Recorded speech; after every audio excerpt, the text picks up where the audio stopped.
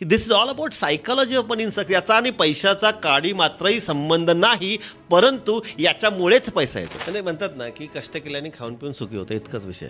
Real wealth build करायची असेल ना तर सिस्टीम पाहिजे. आता सिस्टीम जर बिल्ड करायची असेल तर फक्त पुस्तकी ज्ञानाचा उपयोग नाही. तुमची real psychology of money and success is very important. आता real psychology of money and success म्हणजे काय? सगळ्यात पहिल्यांदा आपल्याला स्वतःवरती काम करायचं. म्हणजे तूच आहेस तुझ्या जीवनाचा शिल्पकार. म्हणजे माझी नक्की मानसिकता काय आहे, माझे पैशाबद्दलचे विचार काय आहेत, माझे लोकांच्याबद्दल विचार काय आहेत, मी लोकांच्यावरती विश्वास ठेवतो का नाही ठेवतो. का सिस्टीम बिल्ड करण्यासाठी तुम्ही तुमच्या बरोबर अनेक लोकांना बरोबर घेऊन जावं लागेल. सिस्टीम फक्त AI जनरेटेड किंवा मशीनची नसते. मशीन ऑपरेट करायला लोकच लागतात. तर आपल्याला सिस्टीम बिल्ड करण्यासाठी मेन म्हणजे आपल्या जीवनामधले जे काय व्हॅल्यू सिस्टीम आहे, तुमची आयडेंटिटी काय आहे, आयडेंटिटी जाणून घेणं खूप महत्वाचं आहे. आणि सगळ्यात महत्वाचं काय, तुम्हाला तुमच्या आसपासच्या लोकांच्यावरती विश्वास ठेवणं खूप महत्वाचं आहे. तरच लेव्हरेजिंग होईल. आणि लेव्हरेजिंग केलं ना तर तुमच्या जीवनामध्ये 24 तास तुमचे आहेत, पण तुम्ही 100 तास करू शकता 24 तासाचे. पण आता 4 लोक तुमच्यासाठी काम करायला लागले, 100 तास तुमचे झाले, परंतु 4 लोकांना मॅनेज करण्यासाठी तुमची पण मानसिकता स्ट्रॉंग पाहिजे.